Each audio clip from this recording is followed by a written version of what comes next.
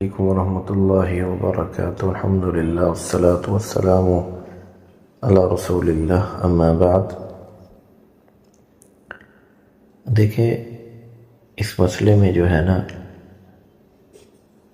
سنت نبی صلی اللہ علیہ وسلم اور صحابہ کرام رضی اللہ تعالی عنہم کے عمل سے جو بات واضح ہوتی ہے نا، تو میرے بھائی وہ یہ ہے کہ تکبیرات تشریق یعنی ایام تشریق کے خاص اذکار کو نماز کے باقی عمومی اذکار پر فوقیت حاصل ہے۔ جید اہل حدیث علماء اور محدثین رحمۃ اللہ علیہ، مثلا علامہ البانی رحمہ اللہ اور دیگر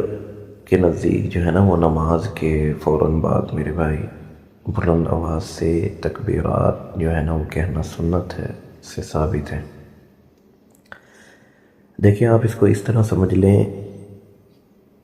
کہ پہلا درجہ تکبیرات جیسے ہی فرض نماز کا سلام پھیرے، سب سے پہلے بلند آواز سے تکبیرات تشریق کہنی چاہیے،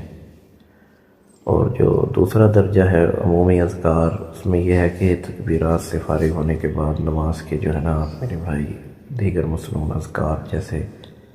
3 بار استغفر اللہ ہے، پھر اللہم انت السلام، اور اسی طرح پھر آپ جو ہے وہ تسبیحات وغیرہ پڑھ لیں۔ پھر بلند آواز سے ذکر صحیح بخاری اور مسلم کی روایت کے مطابق جو ہے نا، عہد نبی صلی اللہ علیہ وسلم میں نا، تو عہد نبی صلی اللہ علیہ وسلم میں بھی اسی طرح ہوتا تھا کہ صحابہ کرام رضی اللہ عنہم فرض نماز سے فراغت کا اعلان بلند آواز سے تکبیرات کہا کرتے تھے۔ تو اسی طرح حضرت ابن عباس رضی اللہ تعالی عنہ فرماتے ہیں کہ میں نبی کریم صلی اللہ علیہ وسلم کی جو نماز کے ختم ہونے کو تکبیرات کی آواز سے پہچان لیتا تھا۔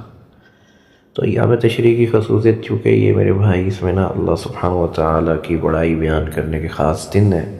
اس لیے ان دنوں میں تکبیر کو دیگر اذکار پر مقدم رکھا جاتا ہے تاکہ اس شعار کا اظہار ہو سکے۔ اور آپ یہ اس طرح کر سکتے ہیں کہ نماز مکمل کرنا، سلام پھیرنا،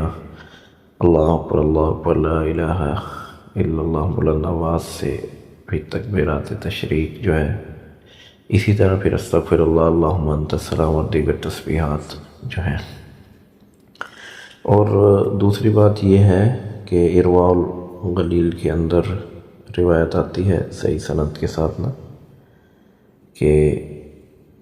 ہر فرض نماز کے بعد جہراً تکبیرات پڑھنے کا اہتمام کرنا چاہیے۔ ان 5 ایام میں